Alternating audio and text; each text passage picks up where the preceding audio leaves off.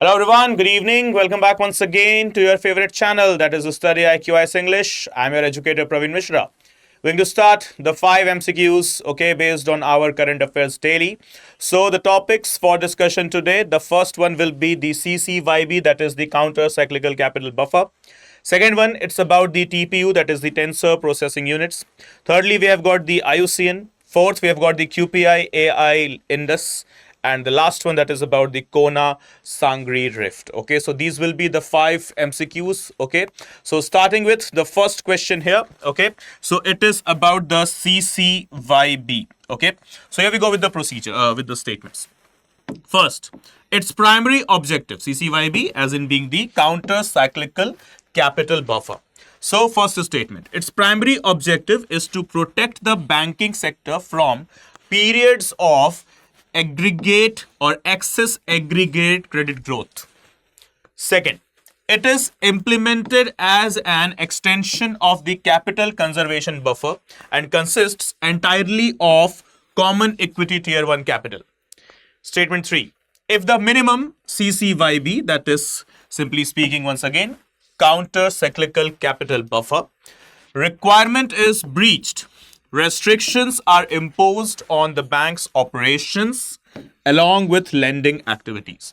So how many of the above statements they do are correct? So let's consider statement 1 about the counter-cyclical capital buffer. Okay, so what it is saying, primary objective to protect the banking sector. Yes, from what? From the periods of excess aggregate credit growth. Yes, this statement is absolutely correct. CCYB protects the bank from such type of aggregate credit growth. Second, it is implemented as an extension of the capital conservation buffer and consists entirely of common equity tier 1. Yes, as per the Basel III norms, this statement is also correct. Statement 3. If the minimum CCYB requirement is breached, restrictions are imposed. That's true. But are those restrictions imposed on the bank's operations as well as lending activities? No. Just on the capital share. Okay, like dividend share or the share buyback. These are the only restrictions that are imposed on a bank when the CCYB level has been breached, but not other operation or the lending activities. Okay, so basically lending activities, they keep going. Okay, so here we talk about how many of the statements they are correct. So we have understood now that statement 1 and 2, that is 2 statements are correct. The third one is not correct. So what will be our answer? That is B, 2 only. Okay, so let's see the explanation. Yep, statement 1 is correct, 2 is correct, 3 is not correct, as we can see. Okay, if the buffer is breached, only capital distribution constraints are imposed and not operational and other lending restrictions. Okay, they do keep going. Okay, and we talk about the CCYB, okay, that is the counter-cyclical capital buffer, aims to ensure that banking sector capital requirements, they take account of the macro financial environment in which banks operate. Okay, so basically, what is the primary goal or the agenda or the objective? To use a buffer of capital to achieve the broader macro prudential goal.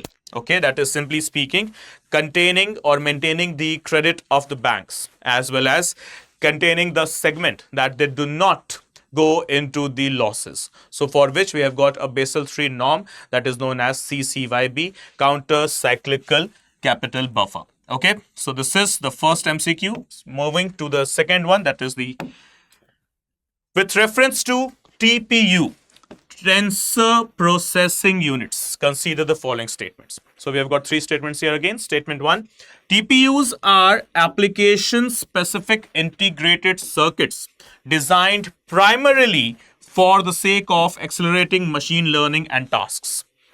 Second, TPUs, unlike central processing units and the graphics processing units, TPUs are general purpose processors that can perform a wide variety of computing tasks effectively or efficiently. Statement 3.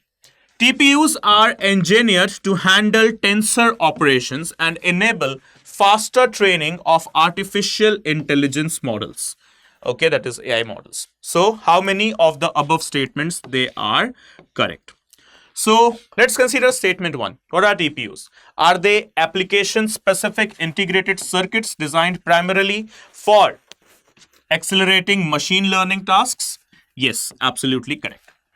Statement 2, whether, considering these CPUs and GPUs, are they the general purpose processing units? No, they are actually a special purpose processing unit used to train AIs. Okay, so they are not general purpose, they are special purpose. So second statement is not correct. Statement 3. TPUs are engineered to handle tensor operations and enable faster training of AI. Yes, as we discussed right now here, they are used to train AIs, so they are special purpose as well. So statement 3 is also correct. So statement 1 is correct, statement 3 is correct, statement 2 is not correct. So how many of them are correct? Basically 2 of them are correct. So once again, what will be the answer? That is B, 2 only. So here we go. Let's see the explanation. Yes, statement 1 is correct. 2 is incorrect, as you can see. Okay, they are not general purpose processors. They are highly specialized for AI tasks, and unlike the CPUs and the GPUs, okay, they are used for the sake of training of AIs, right? Now, next one, that is question 3. Consider the following statements with reference to the lions in India. Okay. The IUCN green status assessment for lions rank them as largely depleted. And lions are listed as critically endangered on the IUCN red list of threatened species. So, which of the above statements is or are correct? Okay. So, 1 only, 2 only, both 1 and 2, neither 1 and 2. So let's consider statement 1. The IUCN grain status assessment for lions ranked them as depleted. Yes, this is an absolutely correct statement. And second one, that is, lions are listed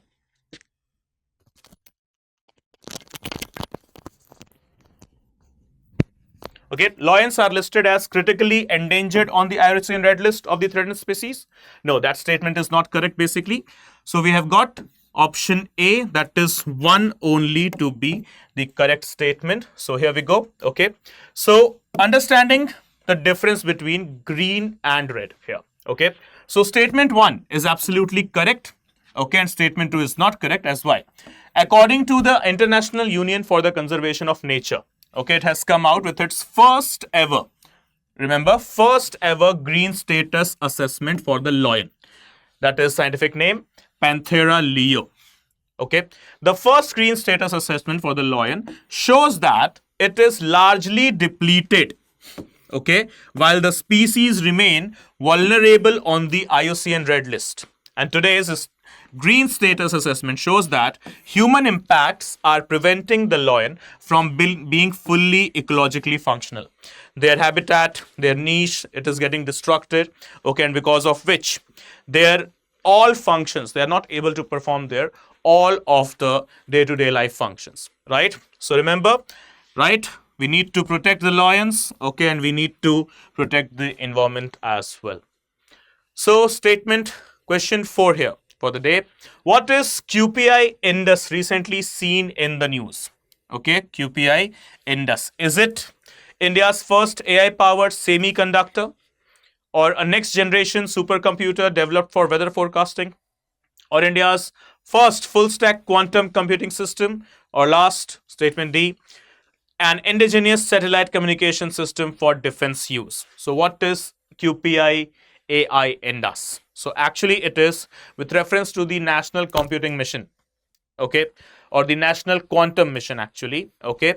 QPI AI INDUS is India's first full stack quantum computing system. Okay, so statement C will be the correct answer, as we can see.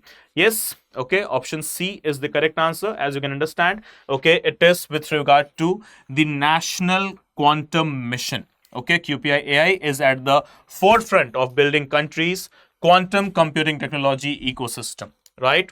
So this is what India's first quantum computing mission basically based on. Okay, then we have got question number 5, that is the last question for the day. So here we go. Consider the following statements. The collision of Indian plate with Eurasian plate, including Asian plate, led to the formation of the Himalayan and upliftment of the Tibetan plateau. Second statement. Conga-Samgri Rift is a fracture in the Tibetan plateau. So how many of the above statements they are correct? Okay. So what do we have to identify? The correct statement only. So first statement, that is the collision of the Indian plate with Eurasian plate, including the Asian plate, okay, created the Himalayas as well as the upliftment of the Tibetan plateau. Yes, absolutely correct. Okay, the collision of the Indian plate and Eurasian plate, including the Asian plate, created the Himalayas, that is the young fold mountains, as well as the upliftment or the elevation of the Tibetan plateau. Statement 2. Conga-Samgri Rift is a fracture, kind of a fracture, okay, or a gap in the Tibetan plateau. Yes, this statement is also correct. So both the statements are correct. So what will be our answer? C, that is both 1 and 2. So let's see the explanation.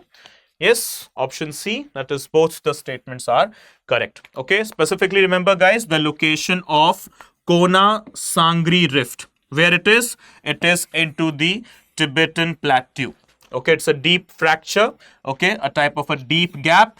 Where? Inside the Tibetan plateau. What is the name? Conga-Samgri Rift. Okay guys, so this brings us to the end of today's 5 MCQs based on our current affairs. Okay, so guys, we'll see you tomorrow morning now, sharp 9 a.m. into the first burning topic of the day. And then 11:30 a.m. we shall be meeting again in the Hindu analysis. Okay guys, so please do not forget to subscribe to the StudyIQIASEnglish channel. As you know, 9 a.m. to it is now almost 10:30 p.m.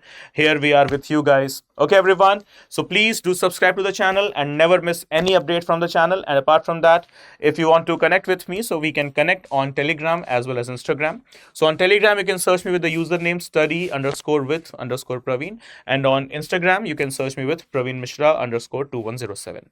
Okay guys, so that's it for now. Good night, see you all tomorrow morning. Take care, study well. Jai Hind.